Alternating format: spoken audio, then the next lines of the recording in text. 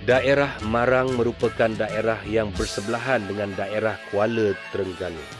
Kalau datang Marang ni, tak sah kalau tak singgah Pantai Kelulut sambil makan kepok leko, ikan celup tepung dan airnya. Episod kali ini aku menjelajah ke PPK Marang. Dengar kata di sini ada buat tanaman sayuran vertigasi meja. Vertigasi meja? Selain itu, kita akan singgah kat Peladang Outlet diorang. Ini adalah jenama baru Peladang Outlet. Okey, kenapa dinamakan Peladang Outlet? Dengan adanya Peladang Outlet ni, awak rasa Peladang Outlet ni perlu diteruskan ataupun tidak? Perlu diteruskan. Aku Roshamno dan ini adalah tour PPK.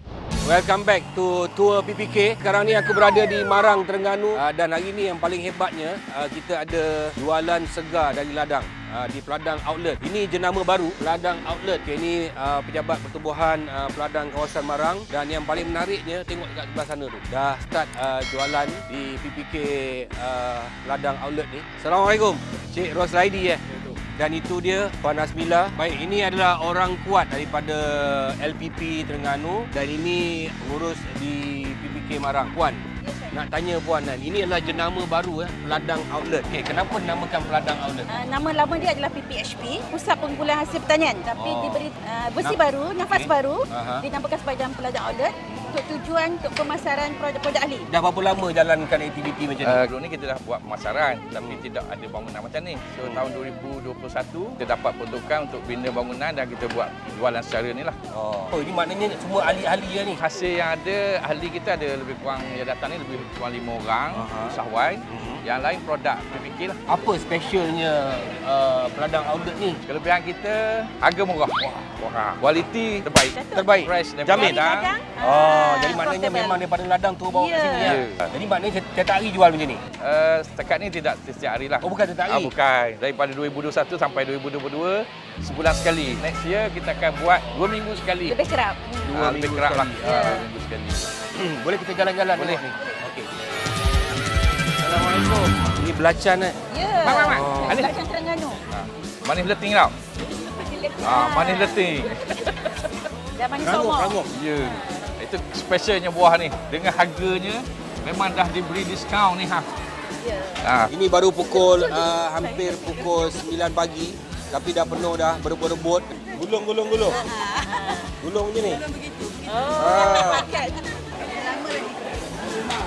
Ni apa? Air mabuk? Ni kenapa Boleh. Peladang Outlet ni? Dia kira macam benda segar lah. Benda segar. Baru daripada ladang kan itu je lah. Sebab Harga? harga ke banding dengan pasar ke tempat jauh murah pasti. Murah sini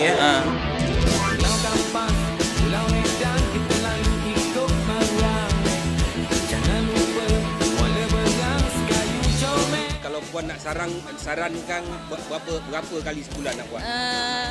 Setiap hujung minggu, 4 kali sebulan. Dengan adanya Peladang Outlet ni, awak rasa Peladang Outlet ni perlu diteruskan ataupun tidak? Perlu diteruskan. Sebab Dia banyak keuntungan dia.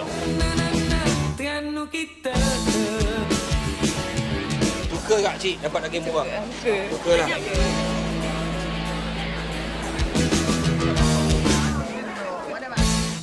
Di antara aktiviti dia Puan, iaitu Peladang Outlet. Betul. Okey, secara keseluruhannya, Peladang Outlet ni wawasan dia macam mana? Untuk negeri Terengganu ni kita ada 4 peladang outlet sebenarnya. Kita ada di Kemaman, kita ada dekat Marang sini.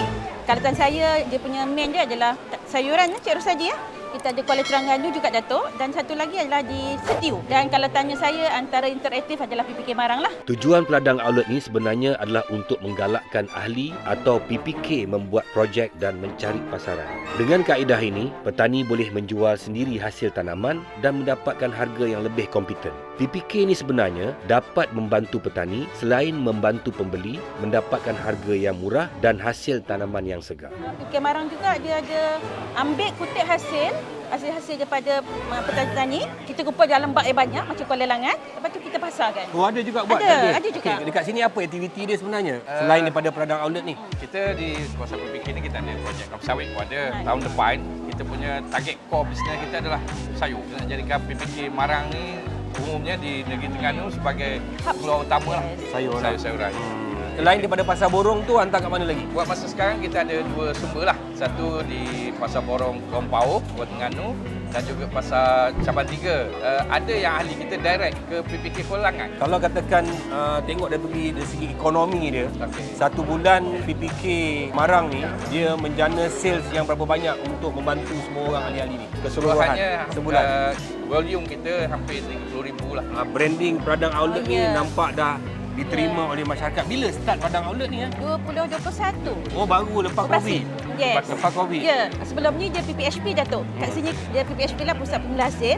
Lepas tu masa tempoh 2 tahun Covid ya, ada beberapa pertukaran yang LPP dah bagi. Untuk kita kumpul hasil, lambatkan dan sebagainya, lepas tu tak cukup dan sebagainya, cik urus saja. Itu wujudnya penjenamaan baru PO ni. Saya rasa kalau katakan setiap PPK dalam Malaysia, kalau ada peladang outlet ni, wah meriah. Betul. Maknanya dia punya change of dia punya Ya. dia punya jualan tu satu Malaysia. Setuju, Datuk, Jadi betul. maknanya kalau ada peladang-peladang yang buat tanaman, buat ternakan, buat produk, Ya. maknanya tak payah pening kepala nak hantar kat mana. Betul. InsyaAllah Dengan pening. LPP keluarkan peruntukan yang pelbagai. Macam kita sebut tadi geran dan pinjaman. Petani nak tanam tapi tak ada peruntukan. So LPP bagi.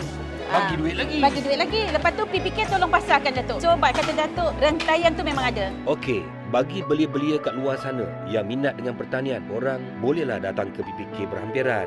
Daftar jadi ahli, rujuk pada PPK sebab ada banyak peruntukan yang diberikan melalui LPP. Dan untuk makluman, di negeri Terengganu saja, kita ada satu peruntukan khas daripada kerajaan negeri iaitu skim bantuan modal tani, pinjaman mudah kepada rakyat-rakyat di negeri Terengganu. Orang luar tak boleh dapat. Orang luar tak dapat Datuk. Maknanya macam saya tak boleh dapat lah. Kena orang Terengganu dan pemasokti. Paling 10 tahun saya rasa. Sehingga 50,000. Ya. Oh ya. Tanpa interest. Tak ada interest. Tak ada interest. LPP adalah Tanpa rusia kepada penjamin. peruntukan ni. Tanpa penjamin. Tanpa Tanpa penjamin. penjamin. Baru nak start projek pun dah boleh. Kita boleh mohon dah. Kata ada tanam sayur. Kat mana tanam sayur? Untuk PPK Marang, kita cuba satu teknologi baru. Kasih meja. Maknanya sistem tanamannya Di atas meja. Ada rumah pelindung hujan. Kangkung pun nak sekolah tak? Ya, Ya. kena sekolah, kena menulis tu. Okey, jom kita pergi sana, Puan. Okey, boleh. Tunjuk. Okey, sebelum kita pergi tengok fertigasi diorang, aku sempat berjumpa dengan ahli jemaah pengarah. Ramai otai-otai ni. Nama? Anulah semua. Cik. Rusiana bukan? Ayah Rosyano. Ni? Muhammad Biharun. Mama ni, okey. Ini semua otai-otai ni. Muhammad Daud. Yahaya. Yahaya. Pian. Pian, ni muda sikit. Ayu. Ini bayi-bayi aku je ni kan. Ni muda. Adi. Okey, saya nak tanya, yang ini semua memang ahli jemaah pengarah dan usahawan sekali ke? Macam saya peladang muda, lepas tu saya usahawan buat sendirilah sambil-sambil membantu peladang. Saya AJP selaku ahli peladang jugalah. Mana kita ada buat sawit ada sikit lah. Sawit. Sawit ada. Kaya, buat sawit kaya. Okey, janji di kota, pengarah negeri dan juga pengurus PPK Marang bawa aku tengok tanaman fertigasi, tapi kat sini fertigasi meja. Ni sawi sekolah dekat kangkung sekolah. Okey, kenapa pilih fertigasi meja ni? Salah satu yang paling utama lah, kita dah satu pemindahan teknologi tu. Kita tak nak lagi bila sebut pertanian, bila sebut menyangkul je, orang dah surrender.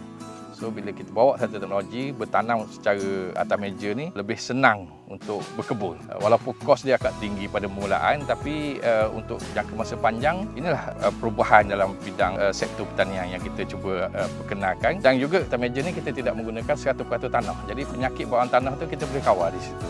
Kita cuma guna 100% kokopit ataupun sekam padi. Yang seterusnya kita selesa bekerja. Kita tak ada lagi nak membongkok. Lepas tu dengan adanya RPH ni, kita bukan terikat pada faktor cuaca lah untuk keluarkan produk. Sepanjang tahun kita boleh tanam. Malam pun kita boleh kerja lagi. Satu hari 3 meja kita boleh keluarkan. Sekitar 150 kilo sehari. Sekarang sawi 1 kilo berapa? RM5 sekarang. Saya nak kira duit je. Betul. Kangkung pun mahal sekarang. Puan, apa yang membuatkan LPP negeri tertarik dengan projek tanaman fertigasi meja ni? Terengganu ni negeri-negeri banjir. Seperti mana negeri Kelantan dan sebagainya. So kita rasa bila tanam kat bawah konvensional tu, bila banjir tu habis punah. Kita banyak bencana dan sebagainya. Jadi kita rasa projek yang seperti ni sesuai. Yang penting Datuk sebenarnya dia ke arah berteknologi. Mesti peruntukan dia besar untuk ni kan? Ya Datuk. Yang ini saja lebih kurang setengah juta Encik Ros saja. 500,000 melalui peruntukan PRE, DE, RM4,5 juta. DRI, peruntukan pembangunan DE dah bermula pada tahun 2017. Katalah korang ni ahli, berminat nak buat tanaman fertigasi meja ni kan. PPK yang akan bantu dan set up untuk korang. Wow, senangnya. Dari segi kos, PPK akan kira semua. Diorang yang akan pergi tapak, berapa luas boleh buat sehingga kan korang diajar dan boleh tanam sendiri. Macam mana pula kalau korang tak berapa nak mampu? Boleh ke tanam? Sekarang kalau di bawah LPP ada TPUP. Cuma TPUP ni projek dah ada nak besarkan. Tapi Kerajaan Negeri Prihatin, Kerajaan Negeri Terengganu, dia sediakan skim modal tani. Mana ahli boleh meminjam sehingga RM50,000. Korang kat luar sana, sebenarnya kadang-kadang korang semua mencari satu benda dalam apa saja nak buat. Kadang-kadang korang semua boleh belia-belia lah. Suka sangat pergi kat bandar-bandar besar kan untuk bekerja. Sedangkan taraf hidup kat bandar besar tu tinggi. Sekarang ni kita tengok kerajaan ada cakap yang miskin bandar kan. Miskin bandar gaji sampai RM3,000 tapi dia jadi miskin kat bandar. Sebab apa? Dengan kos sara hidup yang tinggi. Jadi kadang-kadang ada orang belia-belia ni dia ada tanah-tanah mak bapak dia yang tinggal kat kampung. Tak payahlah korang pergi kat KL tu kan. Tak payah pergi bandar besar. Kalau katakan untuk hidup dapat untung, dapat gaji. Untung RM3,000 sebulan. Berapa keluasan tanah yang diperlukan untuk pertanian? Okey, contohlah untuk vertikasi meja ni, untuk pendapatan dia bersih RM3,000 sebulan. Dia perlu 30 buah meja. 30 buah meja. Hari-hari dia keluar meja, keluar sayur. Setiap hari katakan 50 kilo dengan harga RM3 dia dapat RM150. Tolak kos sekitar dalam RM60 ke RM70. Yang balance tu bersih untuk dia. Kos tu termasuk tenaga buruh. Andai kata dia tenaga buruh. Andai kata dia sebagai pekerja, dia akan dapat upah tu dapat ke dia dah. Tadi cakap pasal kangkung, mana kangkung? Dia tak nampak kangkung ni. Kangkung ada. Belah sana ada kangkung, belah sana pun ada kangkung. Kita campur-campur lah. Mana kangkung ni? Mana? So ni kangkung ah, cantik kangkung ni. Kangkung tanam sendiri je tak boleh? Kalau zaman-zaman saya kecil, saya kangkung kutip tepi longkang. Kan? Ni kangkung tanam atas meja. Bersekolah. Okey, sekarang ni aku bersama dengan saudara Muhammad Huzaifah. Dia seorang pengurus projek dekat sini. Mat akan terangkan kepada kita macam mana permulaan sampailah penghasilan tanaman sawi ataupun kangkung. Okey, ni proses yang pertama. Selepas kita harvest yang 2 hari lepas. Jadi proses seterusnya sebelum kita menabur, kita perlu gaul dulu sabuk ni. Gaul bagi rata. Sebab gaul ni ialah sebab nak bagi lembut balik kokopit ni lah. Mudah tanam balik lepas ni. Dia hanya mengambil masa dalam lingkungan 15 minit kerja-kerja ni. Lepas menggaul ni kita nak rata balik semua sekali. Lepas tu kita buat baris, kita tanam. Okey, untuk atas meja ni kita tanam kangkung lah bagi meja. Meja ni kapasiti dia dalam 60 kaki panjang dia. Jadi inilah cara-cara kita menanam kangkung atas meja. Pertamanya kita tengok kita buat baris dulu untuk kita tabur kangkung. Kangkung tu kita perlu penjarakan sikit. Dia kangkung ni rapat, dia batang dia halus. Jadi kita kena perlu tabur selang-selang. Maknanya ada jarak ah. Satu meja ni proses ni ambil masa dalam 30 minit ah. Biji benih dia sebanyak lebih kurang 80 gram bagi satu meja. Hari ni tanam sampai 21 hari kita dah boleh harvest kangkung ni. Kangkung ni memang masa dia pendek ah. Okey, bagi satu baris yang roll ni yang kita buat ni hampir dalam 45 ke 50 biji benih benih kangkung kita tabur atas baris ni. Kita tengok tanaman kangkung yang dah disemai dari hari yang pertama, yang sekarang ni dah hari yang ke-8 Tengok ketinggian dia, pertumbuhan dia adalah sekata bagi tanaman atas meja. Okey, kita tengok di sini buat permulaan dia ada sedikit kuning tanaman kangkung ni sebab kita menggunakan kokopit yang baru. Bagi tanaman sikap masa ni dia tidak begitu fashion tapi dalam masa ke 15 ke 21 hari sebelum nak harvest tu dia akan hijau balik Kita akan push balik dengan baja. Mungkin ni kuning sikit kita tengok ni dia daun dia pas pada 15 hari dia akan hijau balik Sekarang ni kita tengok ni sawi ni dah matang di mana di tarikh dia dah sampai 21 hari. Jadi ini proses harvest kangkung. Harvest ni kita harvest pada belah petang. Belah petang tu kita harvest ini, lepas tu kita ada proses-proses lagi membasuh apa semua, cuci. Lepas tu adalah tim kita dari tim pemasaran akan ambil dan hantar ke peladang outlet kita. Okey, aku bersama dengan Encik Said Nazwan, Ketua Unit Pengeluaran dan Perniagaan. Okey, apa fungsi dia tu? So di negeri Terengganu ni kita ada lebih kurang dalam 15 pertubuhan peladang dan 1 PPN. Di bawah unit saya ni saya akan lebih kepada pemantauan kepada projek-projek pertubuhan peladang lah, dan juga bajet-bajet yang diturunkan. Kita akan buat semakan, review semula apa-apa yang permohonan daripada pertubuhan peladang. Dan di bawah saya juga macam tadilah peladang outlet. Peladang outlet yang baru lah kan? Yang baru. Dari segi rekod last year 2021 penghasilan atau penjualan peladang outlet ni lebih kurang 3.1 juta 3.1 juta. tahun lepas. Tahun lepas. Tahun ni sehingga November 3.4 juta. Wah, makin meningkat ya. Makin meningkat. Kadang-kadang orang nak tanam ni pun dia fikir balik, lepas aku tanam aku nak jual kat mana. Betul. Jadi dah adanya peladang outlet ni dengan perkembangan dari segi peningkatan jualan tadi tu dah nampak peladang outlet ni memainkan peranan yang begitu besar lah. Betul. Okey, itu cerita daripada PPK Marang. Semoga cerita di PPK Marang ni menjadi inspirasi yang begitu besar kepada semua yang ada di sekitar sini untuk menjadi petani-petani ataupun peternak-peternak ataupun usahawan khasnya belia-belia. Terima kasih. Toki. Terima kasih Puan. Terima kasih Cik Syed ya. Terima kasih banyak ya. Terima kasih. Semoga jumpa lagi dalam episod yang lain. Jangan lupa untuk subscribe Suhan Channel. Bye.